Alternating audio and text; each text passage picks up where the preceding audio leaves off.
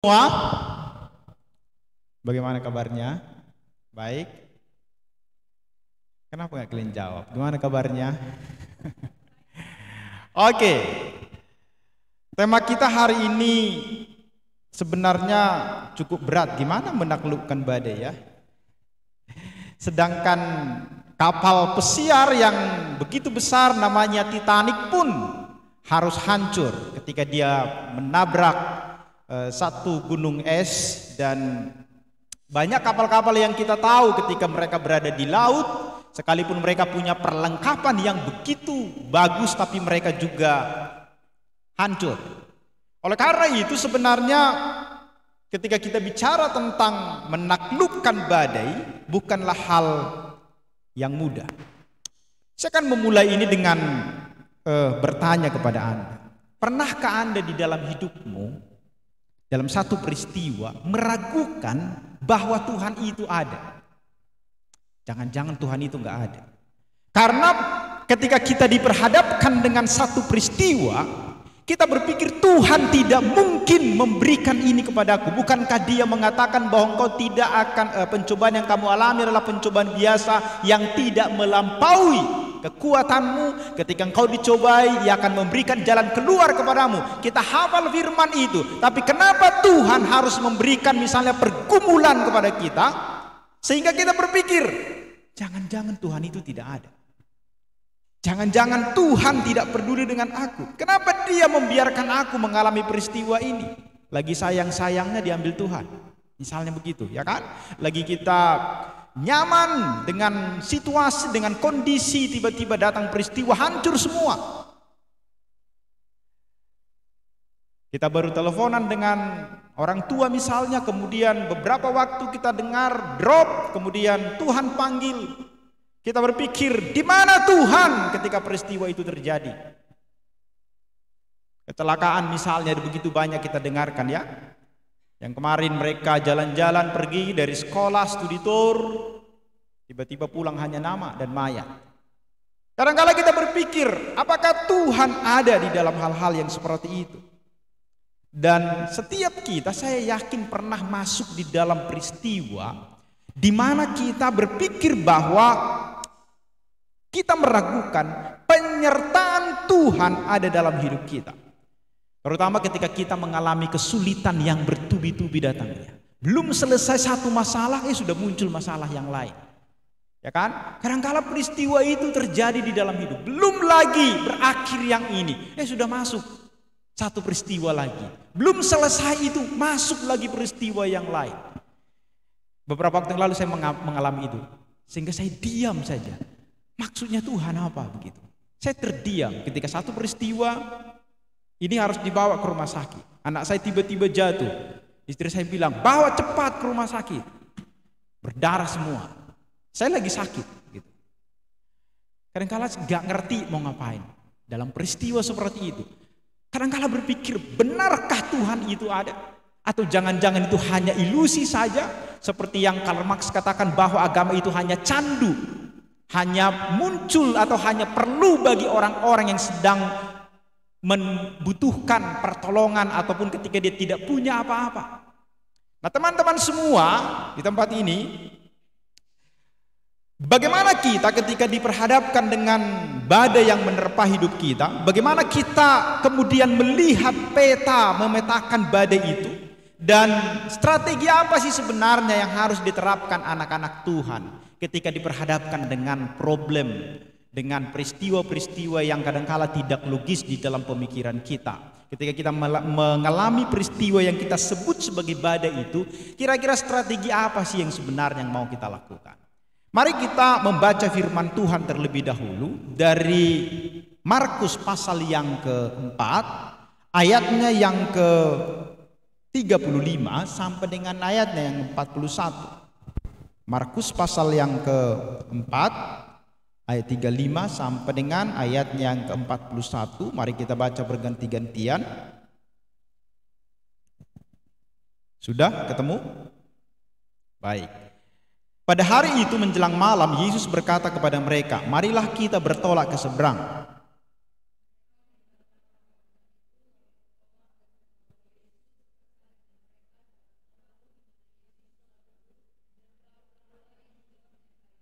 Lalu mengamuklah topan yang dahsyat sekali dan ombak menyembur masuk ke dalam perahu sehingga perahu itu mulai penuh dengan air.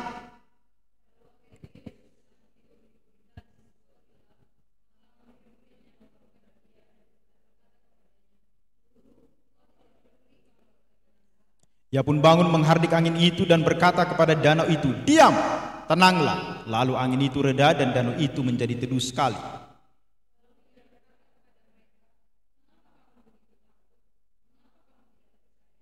Mereka menjadi sangat takut dan berkata seorang kepada yang lain, "Siapa sebenarnya orang ini sehingga angin dan danau pun taat kepadanya?"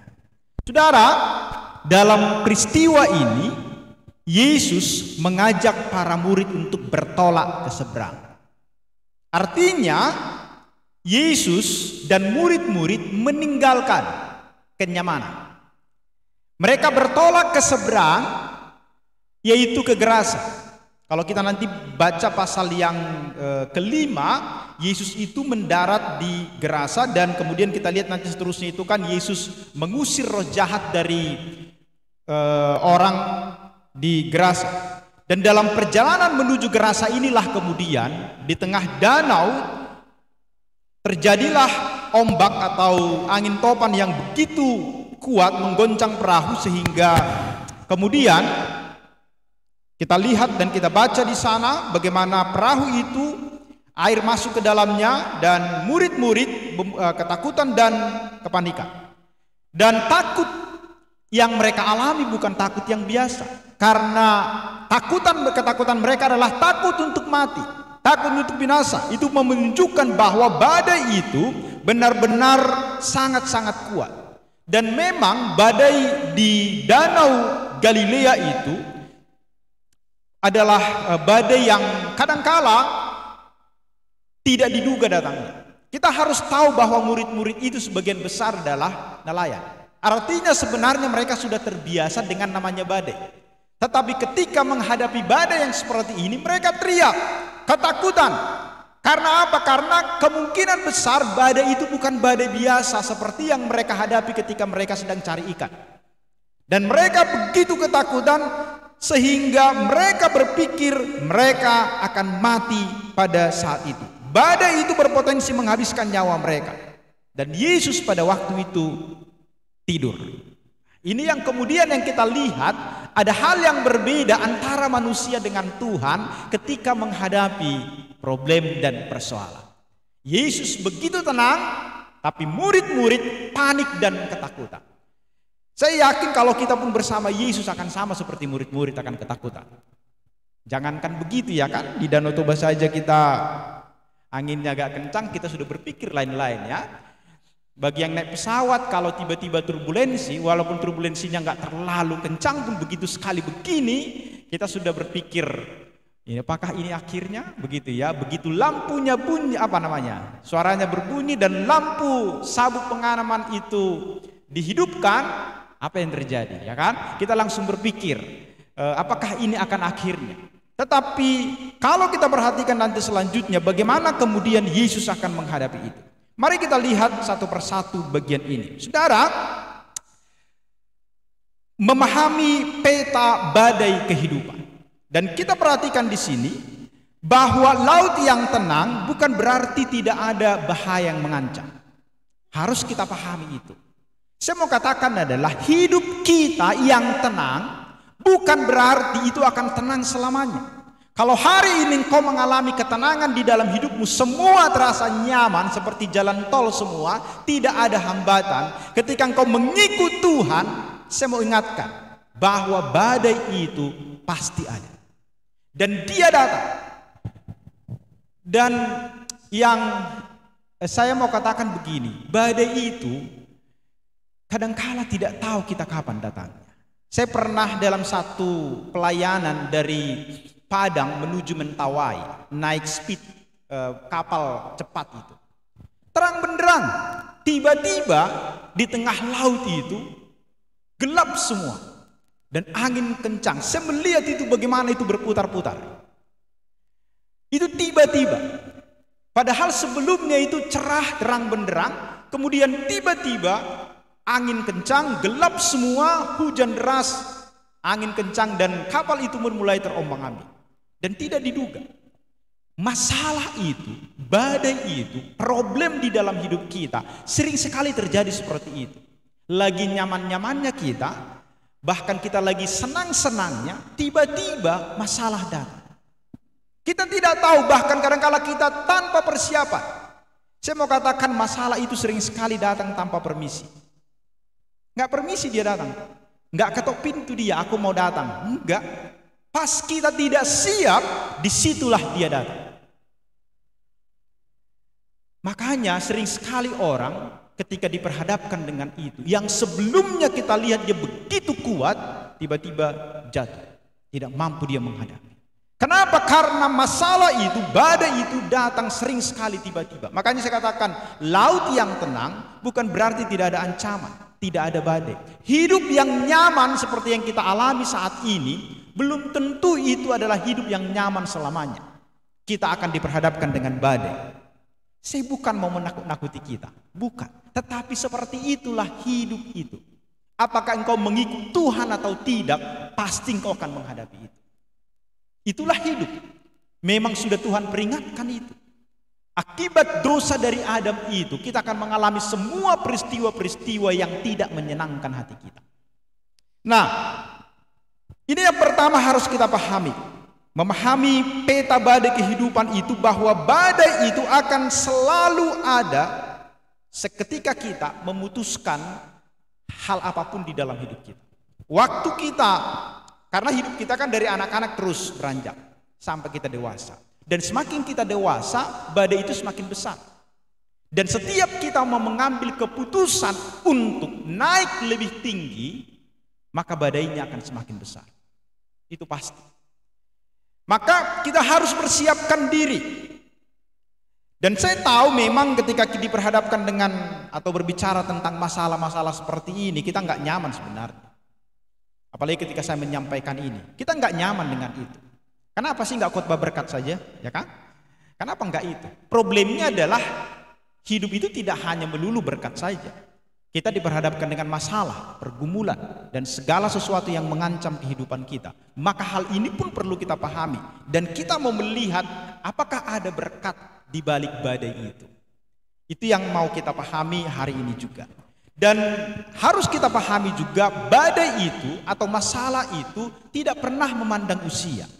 Tidak pernah memandang status. Tidak pernah memandang pendidikan. Siapapun akan diperhadapkan dengan itu. Bahkan anak-anak pun sudah mengalami badai, ya kan? Ini anak-anak kelas 6 SD sudah mulai mengalami badai.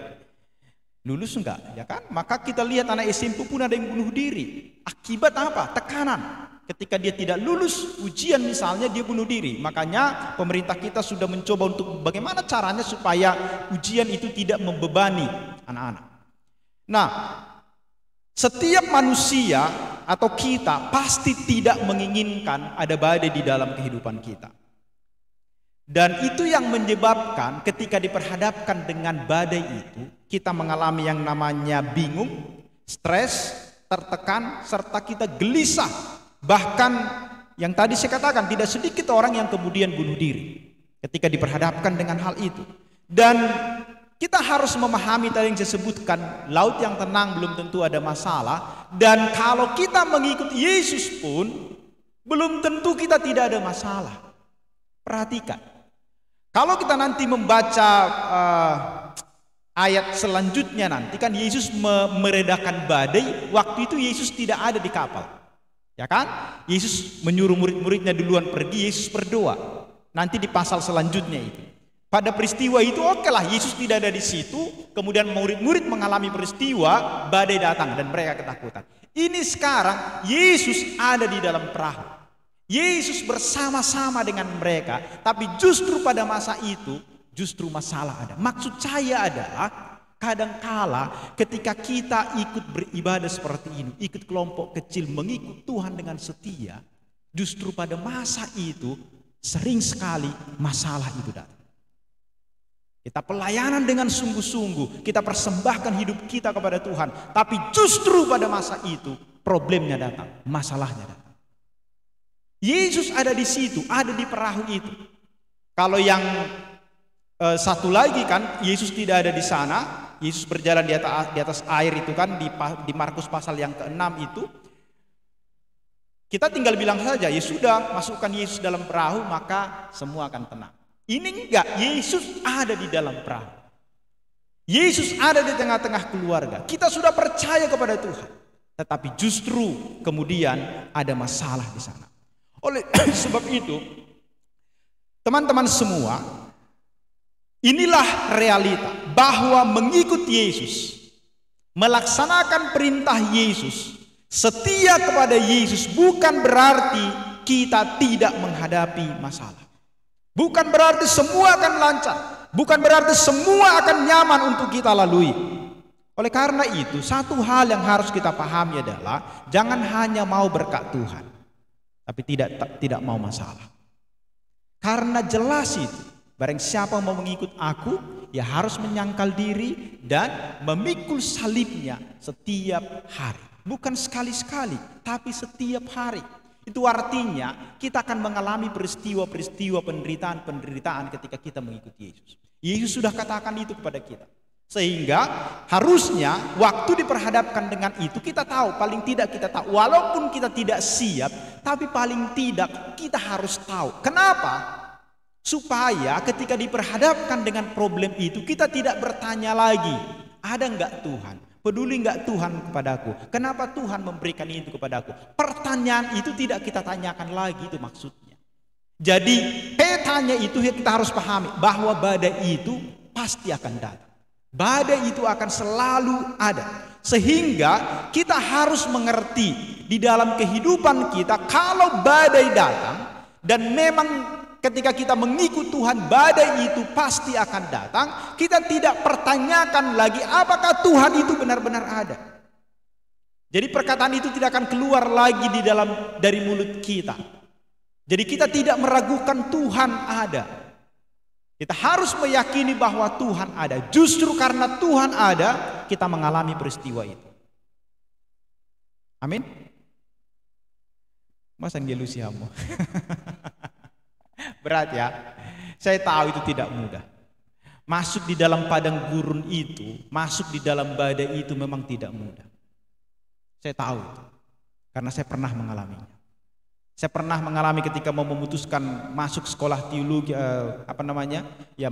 ketika bukan mau masuk sekolah teologi, meninggalkan seluruh pekerjaan saya dulu, kemudian masuk pelayanan. Justru ketika memutuskan pelayanan itu, yang terjadi itu bukan malah dukungan, dalam tanda kutip dukungan maksud saya, justru saya mengalami penderitaan. Rekening saya dibobol orang, seluruh tabungan saya habis semuanya. Gak punya apa-apa, tinggal di dalam itu hanya 100.000. Itu berat itu pada waktu itu. Sehingga teman-teman di sini saya ingat tetean mereka, terkumpul 500.000 supaya saya ada makan. Itu berat loh pada waktu itu. Padahal saya memutuskan Tuhan, saya meninggalkan semua pekerjaan saya mengikut Tuhan, saya mau melayani Tuhan. Justru peristiwa itu saya alami. Apakah kemudian pada saat itu harus mundur saya atau bagaimana? Itu ujian. Sehingga saya melihat Tuhan mau ngomong sesuatu. Jangan pernah bergantung kepada uangmu, bergantung kepada aku. Itu mau Tuhan ajarkan. Karena pada waktu itu kan saya bekerja dulu, konsultan teknik, uangnya lumayan pada waktu itu. Jadi tabungannya masih ada pada masa itu. Saya berpikir, kalau saya pelayanan, sombong saya, nggak mau terima salam-salam. Benar, sampai pada level itu, karena saya masih punya uang. Gak usahlah begitu. Kadang-kadang saya kembalikan uang mereka. Tuhan mau bilang, jangan bergantung kepada uangmu itu, bergantung kepada aku. Akhirnya saya sadari, dan ketika uang itu hilang, saya semakin mengenal Tuhan itu. Waktu memang kejadian itu nangis-nangis saya pada waktu itu. Karena kenapa peristiwa ini terjadi? Dan saya mengingat persis pada masa itulah pacar saya datang dari Jakarta, yang jadi istri saya sekarang. Ngajak makan, terus bayar pakai apa? Akhirnya dia yang bayarin ketika makan. Itu berat loh pada waktu itu. Peristiwa seperti itu. Dan sering sekali kita akan mengalami itu. Jadi bagaimana kemudian di dalam hidup kita, ketika kita tahu bagaimana kita mampu menghadapi badai di dalam hidup, Kita harus mampu memahami peta badai kehidupan itu. Dan kita akan diperhadapkan dengan berbagai macam badai. Tidak hanya satu jenis, bermacam-macam badai itu. Jadi problem itu akan bermacam-macam. Tadi MC kita sudah ceritakan. Itu hanya persoalan mamanya, masih ada masalah yang lain yang dalaminya. Saya tahu itu. Teman-teman pengurus tahu lah, itu masih hanya bagian kecil itu dari kehidupan yang diceritakan kepada kita.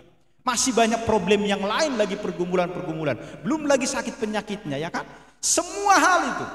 Dan kadang-kala gimana ini Tuhan gitu. Makanya kita harus memahami dan memilah-milah. Jadi badai itu bisa masalah keuangan, masalah ekonomi, keluarga, atau kita sudah selesai kuliah belum dapat pekerjaan, orang tua sudah suruh kita bekerja, kalau nggak pulang kampung aja, ngapain kau di situ? Bertani saja, ya kan? Atau jualan saja. Masa kau di situ harus ditanggung lagi, sudah lulus sekian lama masih harus dikirim dari kampung. Itu problem itu, masalah itu. Kemudian ada lagi kesulitan misalnya di dalam, misalnya yang ini kelas 3 SMA atau yang baru lulus lah katakan. Memilih mau melanjut kuliah di mana, kemana, atau mau bekerja di mana, apakah keluar kota atau masih tetap di sini. Banyak pertimbangan-pertimbangan, itu juga masalah itu di dalam hidup. Karena ketika kita sudah mengambil keputusan, maka kita akan diperhadapkan dengan problem yang akan kita temukan di depan nanti.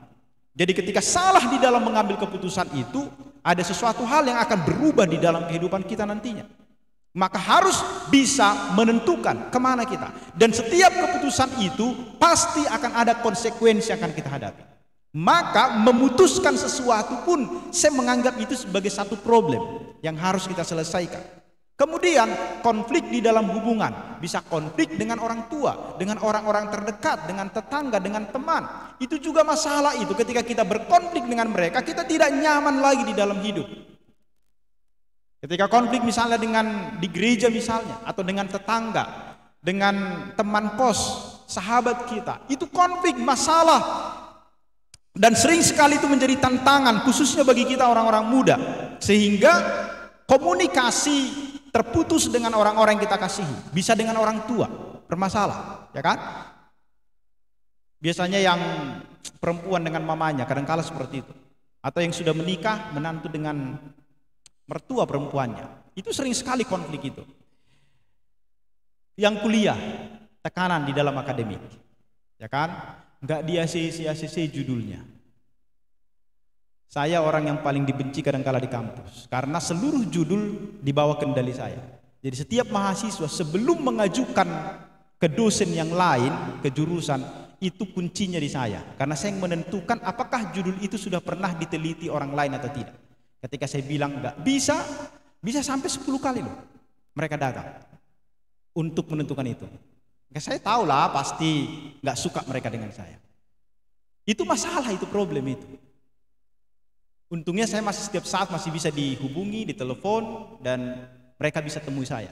Kalau yang lain kan dosennya entah di mana, ya kan, sudah setengah tahun nggak pernah ketemu, padahal hanya minta tanda tangan saja pun susah.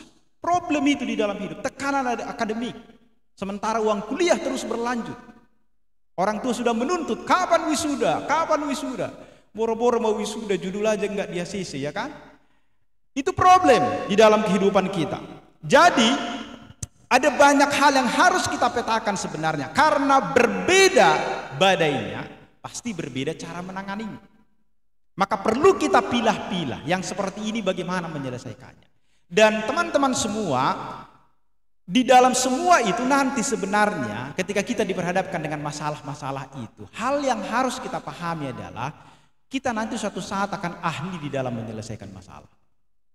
Setiap masalah yang kita hadapi sesungguhnya itu bermanfaat bagi kita. Jelas itu. Misalnya, kalau Anda pernah diputusin orang yang Anda sayangi, bersyukurlah. Serius. Akhirnya saya bisa tahu bagaimana orang rasanya patah hati. Saya tahu itu. Dan itu sangat menolong saya ketika orang lain diperhadapkan dengan itu, yang nangis-nangis, yang patah hati. Saya tahu menolong mereka. Saya dulu tidak tahu bagaimana ketika misalnya orang tua meninggal. Ketika saya memberikan penghiburan kepada orang, misalnya berbeda dengan sekarang.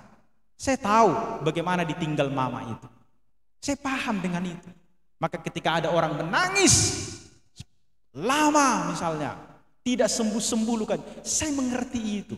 Saya pun mengalami itu di dalam hidup. Dan saya tidak menyalahkan, mengatakan cengeng kali kau. Enggak, memang begitulah ketika kita ditinggal. Itu problem. Maka kita harus bisa memetakan itu semua. Dan ketika kita menghadapi itu, kita akan ditolong. Ketika kita ngomong dengan orang-orang yang mengalami peristiwa seperti itu, walaupun kita katakan sudah bersabarlah, kita kasih tahu langkah-langkahnya mungkin berbeda mereka dengan kita. Tetapi paling tidak kita sudah bisa merasakan apa yang dirasakan dia. Sehingga ketika berbicara kepada mereka, kita tahu apa yang harus kita ucapkan. Misalnya, ketika orang baru kehilangan orang tua, kita katakan pun sabarlah apa, enggak peduli dia dengan itu. Mau di WA kita mau di apa, enggak peduli. Cuman, kalau nanti tidak ada yang ngomong seperti itu, masalah juga. Enggak ada yang peduli dengan aku, enggak ada yang perhatian, pasti begitu. Makanya walaupun saya katakan gak didengarnya itu, tetaplah berikan penghiburan bagi mereka yang sedang kehilangan. Benar.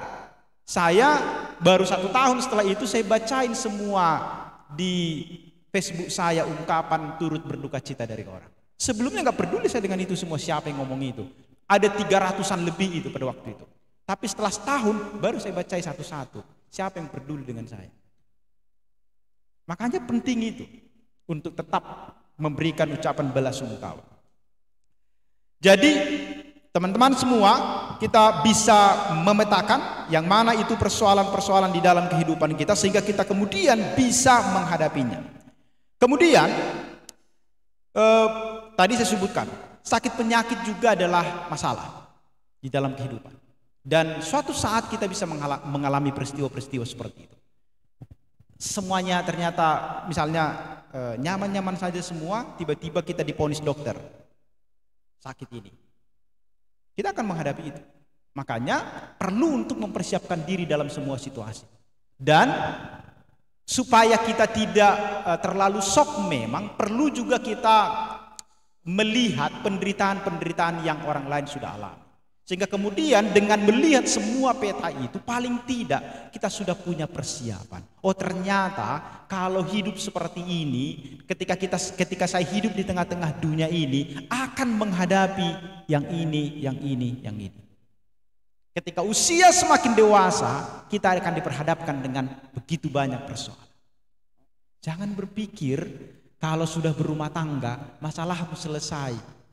No, justru tambah masalah. Yang seharusnya cuma masalahmu jadi tambah masalah pasanganmu yang harus kau pikirin. Waktu pacaran nyaman semua kelihatan. Begitu menikah ternyata keluarga dia seperti ini. Itu problem itu akan masuk di dalam kehidupan kita. Makanya perlu kita mempersiapkan diri. Jangan kemudian supaya masalahku selesai, aku mau kawin aja lah. Takut saya malah tambah masalahmu. Udahlah cerailah, cerai makin tambah masalahmu lagi. Makanya perlu kita mempersiapkan diri ketika mau mengambil keputusan hal apapun. Perhatikanlah apa yang terjadi dengan Yesus dan murid-murid pada masa itu. Saya mengatakan ini bagaimana kemudian kita di dalam menyelesaikan problem itu, bagaimana kita membangun iman yang teguh dan kokoh sebagai jangkar daripada kehidupan kita yang kemudian memberikan kekuatan pertolongan bagi kita. Ayat 37 di dalam teks Markus pasal 4 itu. Lalu mengamuklah taupan yang sangat dahsyat dan ombak menyembur masuk ke dalam perahu sehingga perahu itu mulai penuh dengan air. Pada waktu itu Yesus sedang tidur di buritan di sebuah tilam. Maka murid-muridnya membangunkan dia dan berkata kepadanya, "Guru, engkau tidak peduli kalau kita binasa?" Kalau dalam bahasa sekarang, guru enggak peduli kita akan mampus, kira-kira seperti itu, ya kan? Mampuslah kita guru, masa kau tidur saja? Kira-kira seperti itu. Mereka marah kepada Yesus. Taupan yang mengamuk dan sangat dahsyat adalah gejala alam yang menakutkan dan menyeramkan. Dan perahu itu dihantam sehingga kemudian terombang-ambing dan hampir karam dan berpotensi untuk hancur. Tetapi kita lihat Yesus sedang tidur di buritan. Ini membuat mereka stres sehingga kemudian Yesus mereka bangunkan. Mereka mau Yesus peduli Dalam bahasa Yunani, kata yang dipakai egeiro, membangunkan Yesus, artinya itu membangunkan Yesus dengan begitu keras, berusaha keras, bukan hanya bangun, bukan begitu, tetapi mengguncang-guncangkan, berteriak-teriak. Artinya mereka begitu ketakutan, mereka begitu mengharapkan pertolongan dari Yesus. Dan sering sekali teman-teman, ketika kita diperhadapkan dengan masalah, kita begitu panik. Kita tidak tahu mau ngapain, sehingga kadang-kala kita mengganggu sekitar kita. Teriak-teriak kita. Kita teriak kepada Tuhan tapi tidak fokus dan tidak mengenal Tuhan itu dengan benar. Kalau mereka tahu dan mengenal Yesus dengan benar, nggak akan seperti itu mereka. Nggak mungkin kapalnya itu karam, karena Yesus ada di situ, Dia yang berkuasa atas semuanya. Mereka tidak mungkin teriak-teriak, tapi mereka tidak mengenal Yesus dengan benar. Nah, di dalam kehidupan kita, sering sekali kita tidak mengenal Yesus itu dengan benar. Waktu tidak ada masalah, kita dengan yakinnya bernyanyi, ya kan? Bahwa Yesus adalah gunung batuku, El Shaddai. Kan luar biasa kita bernyanyi, tapi begitu diperhadapkan dengan masalah, gak bisa lagi kita nyanyi. Kita teriak-teriak, Tuhan di mana Engkau? Kenapa Engkau tidak peduli atas hidupku? Kita tidak percaya kepada Tuhan. Dan itu yang terjadi dengan murid-murid pada waktu itu. Nah, kemudian bagaimana Yesus belajar dari Yesus yang bisa tenang menghadapi badai itu? Kita perlu belajar. Yesus tidur ketika badai. Memang Yunus pun pernah tidur ketika badai, ya kan? Tapi Yunus itu sudah mati rasa, nggak peduli dia dengan apapun. Berbeda dengan Yesus pada waktu itu. Yesus tetap peduli. Sehingga ketika murid-murid membangunkan Yesus, Yesus bangun. Yang Yesus lakukan adalah dia menghardik badai itu. Tenanglah, diamlah, kata Yesus, dan badai itu pun tunduk kepadanya. Nah, dari sini kita bisa melihat bahwa Yesus berkuasa menaklukkan badai. Artinya, teman-teman semua, kalau kita baca di ayat 39 itu, Yesus bangun menghardik angin itu dan berkata kepada danau itu, diam, tenanglah, dan kemudian kita lihat danau itu tenang. Badai itu reda. Dan kalau kita perhatikan di sini, Yesus kemudian mengatakan, kenapa engkau takut? Mengapa engkau tidak percaya? Yesus berkata kepada murid-murid ayat 40 itu, kenapa engkau begitu takut? Mengapa engkau tidak percaya? Tapi justru ketika Yesus mengatakan itu, mereka makin ketakutan. Yesus ini siapa? Justru responnya berbeda. Mereka bukan bersyukur, tapi justru semakin takut. Yesus ini siapa? Rasa takut yang mereka tunjukkan itu, kalau kita membacanya di dalam bahasa Yunani, itu artinya bukan takut yang biasa, tapi ketakutan yang begitu luar biasa. Dan Yesus paham betul dengan ketakutan mereka. Jadi ketakutan dalam kadar tertentu itu sebenarnya manusiawi itu. Tetapi ketakutan yang berlebihan artinya tidak lagi percaya kepada Yesus dan kuasanya, tidak percaya lagi kepada mujizat Tuhan. Ketakutan inilah yang membuat manusia menjadi jauh dari Tuhan. Jadi yang ditegur Yesus adalah, mengapa kamu tidak percaya? Mengapa engkau begitu takut? Karena sering sekali peristiwa di dalam hidup kita membuat kita tidak percaya lagi bahwa Tuhan itu ada. Itu yang mau Yesus katakan di sini. Maka ketika kita diperhadapkan dengan badai itu, strategi pertama kita di dalam menghadapi itu, tetaplah percaya kepada Tuhan bahwa Dia pasti menolong kita. Itu yang harus kita pahami di dalam. Jangan pernah meragukan Tuhan di dalam hidup. Seberapa berat pun masalah yang engkau hadapi nanti, ingatlah bahwa Tuhan ada di dalam semua masalah. Yesus ada di dalam badai itu dan merasakan badai itu. Itu yang harus kita ingat di dalam hidup. Sehingga kita bukan menjadi orang yang akhirnya tidak percaya kepada Tuhan. Kita perlu bersandar penuh kepada Tuhan.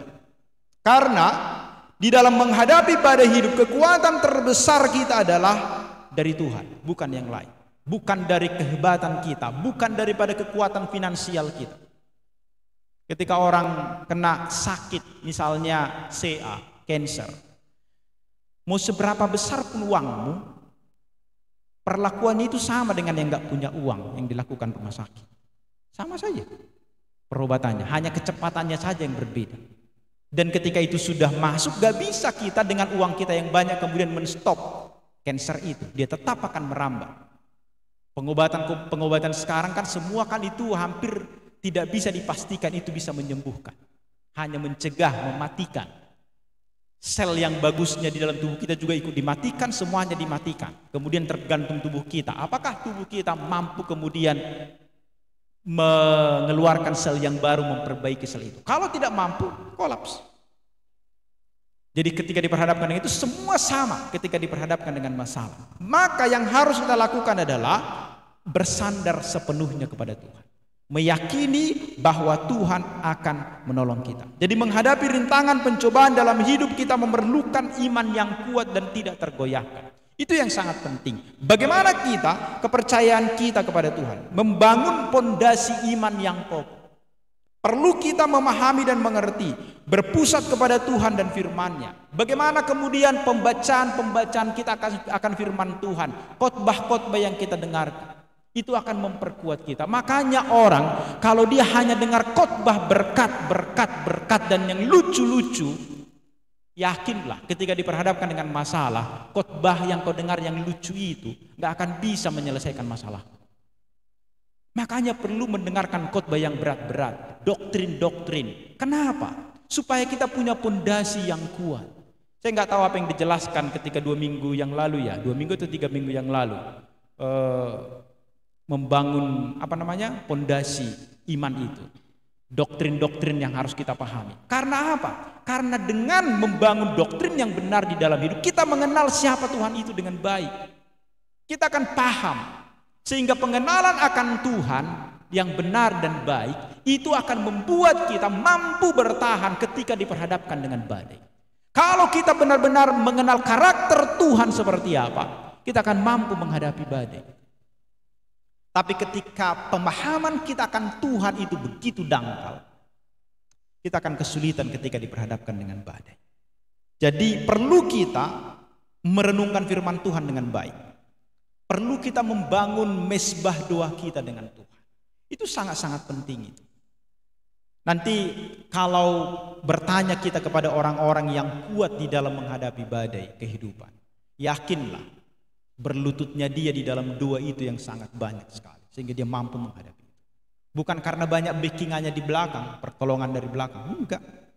Doa. Saya ketika mau menghadapi apapun, saya berdoa, Tuhan tunjukkan orang-orang yang tepat. Misalnya pergi ke rumah sakit. Ini kan hari-hari ini saya hampir tiap hari di rumah sakit karena membawa mertua yang sedang berobat. Saya selalu berdoa, Tuhan tunjukkan dengan orang-orang yang tepat. Sehingga semua penanganan bisa dengan tepat dilakukan. Jadi doa itu menjadi kekuatan kita yang paling utama. Firman Tuhan menjadi kekuatan kita yang paling utama ketika kita menghadapi badai. Jadi saat badai menerjang kehidupan kita, iman yang teguh akan menjadi jangkar yang memegang kita tetap berdiri kokoh.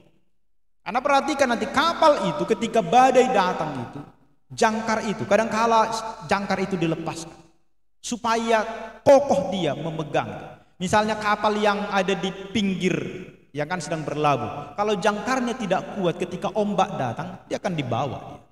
Maka perlu kita membangun jangkar kokoh, yaitu doa kita, firman Tuhan. Setiap pagi saya selalu mengirim, ya kan, renungan bagi kita. Setiap pagi. Semoga saya tetap setia mengirimkan itu. Yang nggak suka baca, saya sudah siapkan untuk didengarkan, ya kan, supaya kemudian kita terus dan setiap hari. Kalau saya tidak salah, Alkitab yang kalau Anda mengikuti ini hari yang ke-340 berapa ya, maka dalam 1 tahun nanti kita akan menyelesaikan seluruh Alkitab untuk dibaca. Dan nanti akan dimulai sesi yang kedua. Kapan nanti, tinggal mungkin hanya 1 bulan depan kita akan memulai pembacaan Alkitab sesi yang kedua. Itu akan menjadi jangkar kehidupan kita. Bagaimana dalam 1 tahun ke depan kemudian kita menyelesaikan lagi seluruh Alkitab. Kalau selama ini malas membaca, ya kan, kita mendengarkan. Dan itu akan sangat menolong kita. Jadi bagaimana kita di dalam hidup ketika badai itu menerjang kita, iman kita akan teguh dan itu akan menjadi jangkar yang kokoh, membuat kita tetap berdiri kokoh, dan iman akan memberikan kekuatan, pengharapan, kebijaksanaan untuk melewati setiap tantangan yang datang. Dan kemudian bagaimana kemudian kita perlu juga untuk membangun jejaring, karena kita tidak akan pernah kuat berdiri sendiri, teman-teman. Maka perlu orang-orang yang menolong kita. Di setiap selesai ibadah, Komisi 2 selalu membagikan kertas kepada kita. Masih ya? Masih kan? Kenapa mereka meminta topik-topik 2? Serius. Saya pun sering dibagikan topik 2 itu. Doakan yang ini. Mungkin di WA pun kita. Apa pergumulan kita? Kenapa? Karena harus kita pahami bahwa orang-orang di sekitar kita pun akan sangat menopang kita ketika menghadapi itu.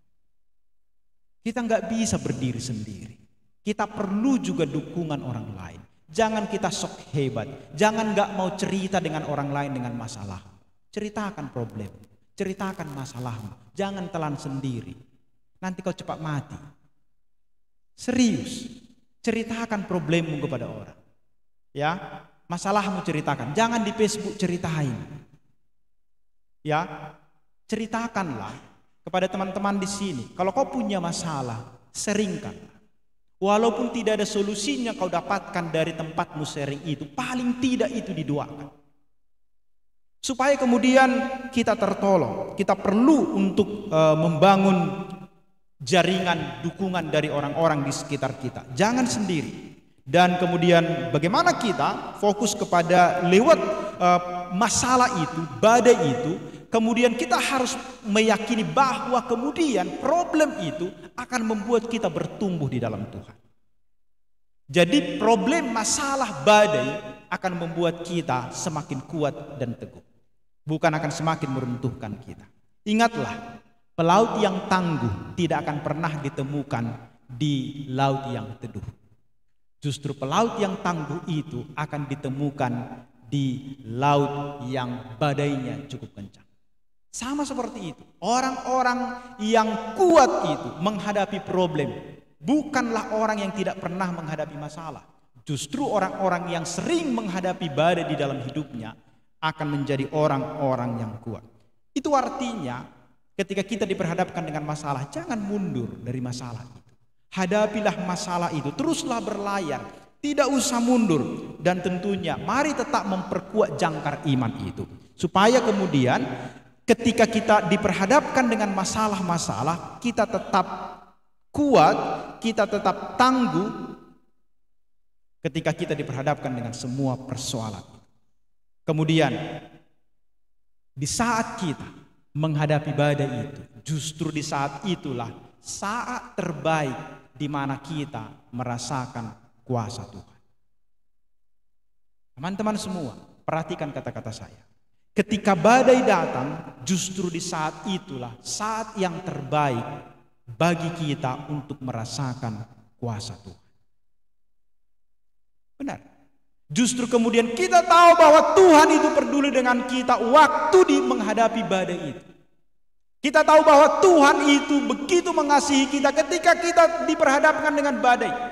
Bukan ketika kita tidak ada masalah. Justru ketika ada masalah lah, kemudian kita merasakan ada kuasa Tuhan yang terus boleh menyertai kita.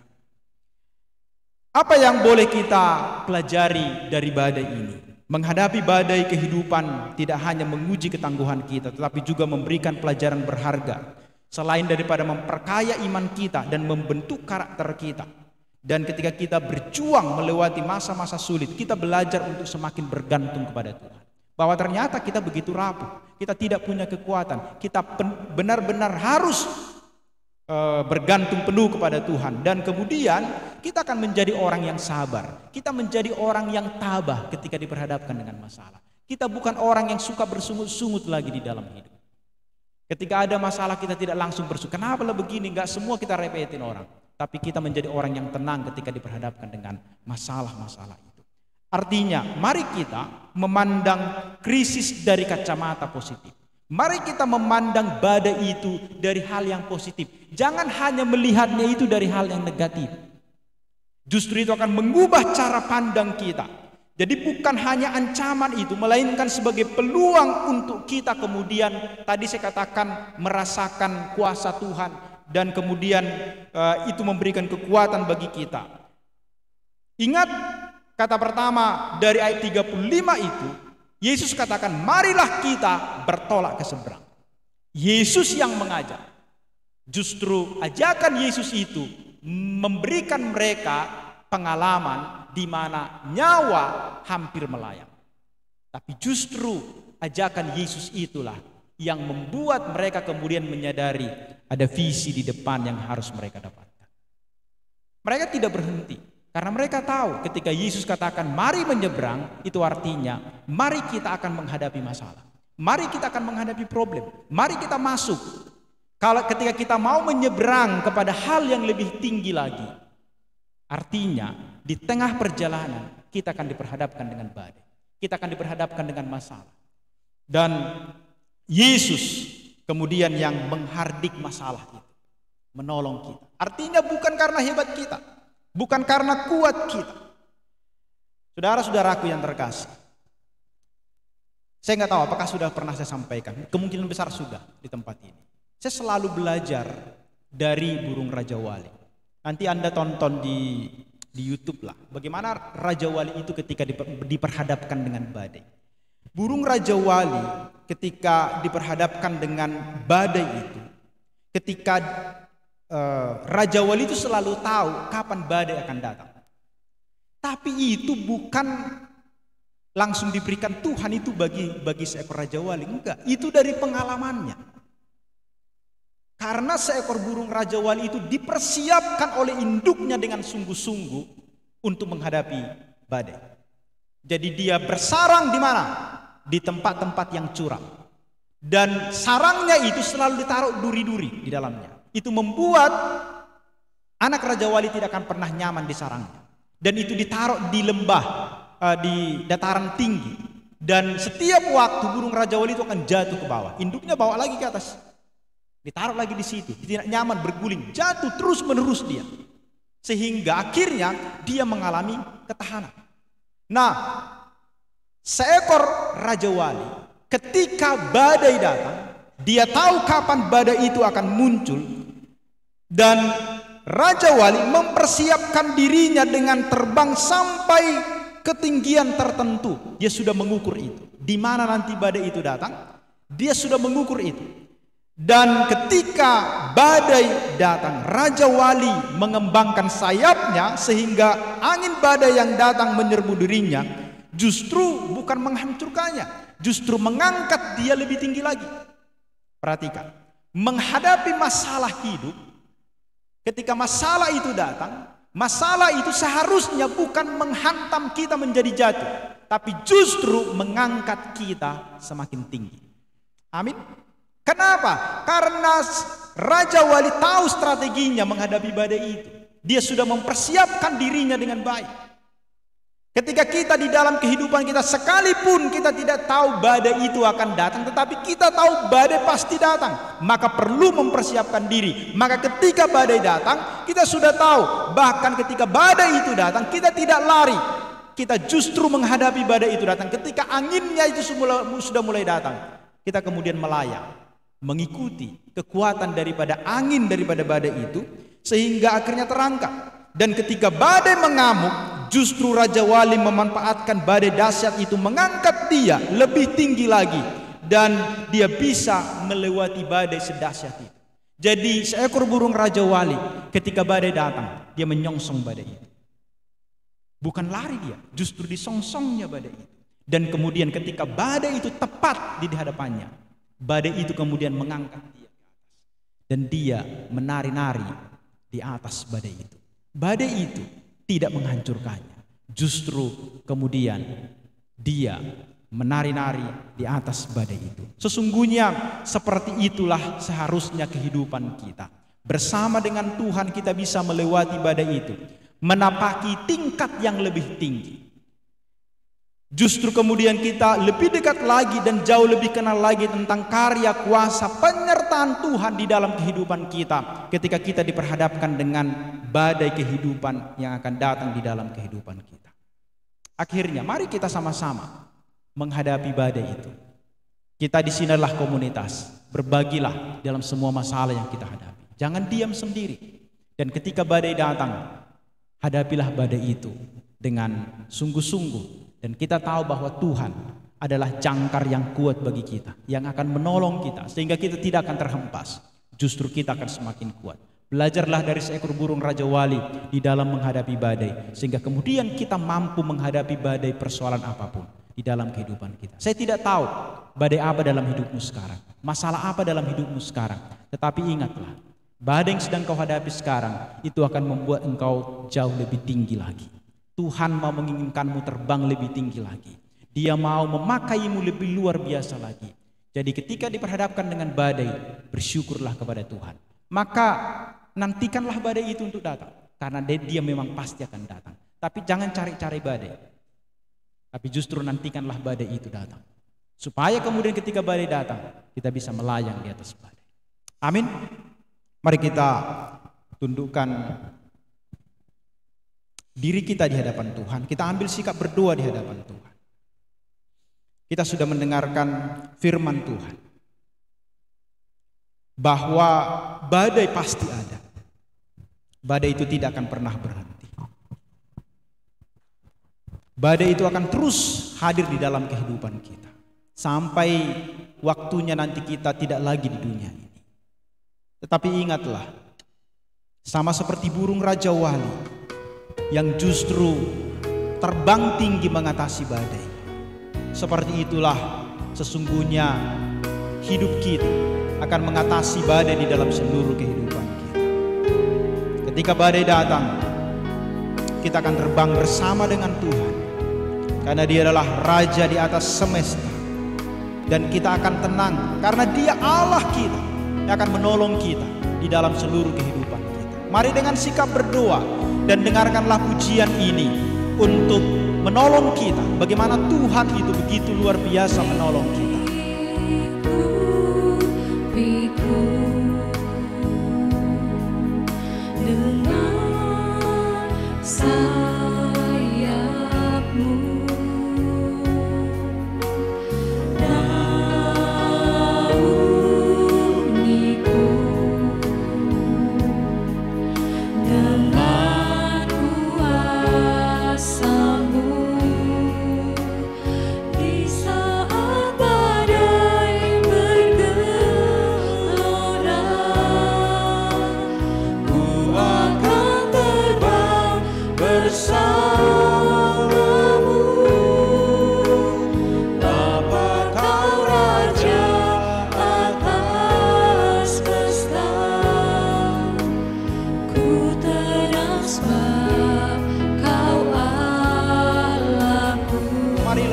Ambil sikap berdoa di hadapan Tuhan.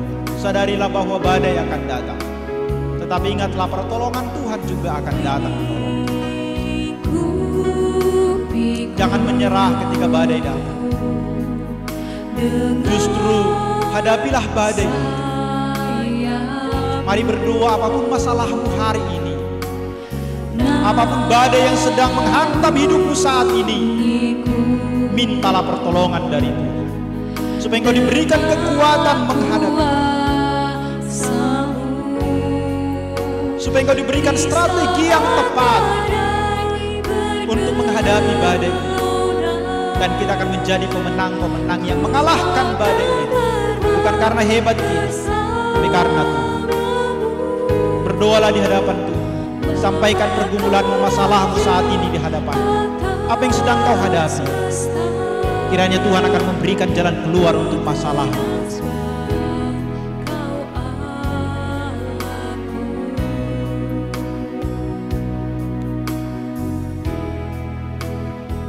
Bagi yang tahu lagu ini, mari kita nyanyikan bersama-sama. Lingkupiku dengan sayapmu, naungiku dalam kuasa. Kita nyanyikan bersama-sama.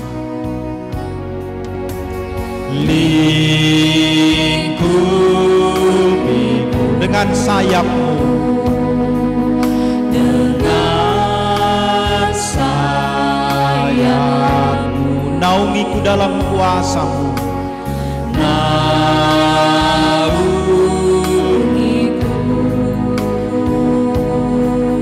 dengan kuasamu. Di saat badai bergelora, di saat badai bergelora, ku akan terbang bersamamu, ku akan terbang bersamamu. Bapa, Kau Raja atas semesta, Bapa, Kau Raja atas semesta.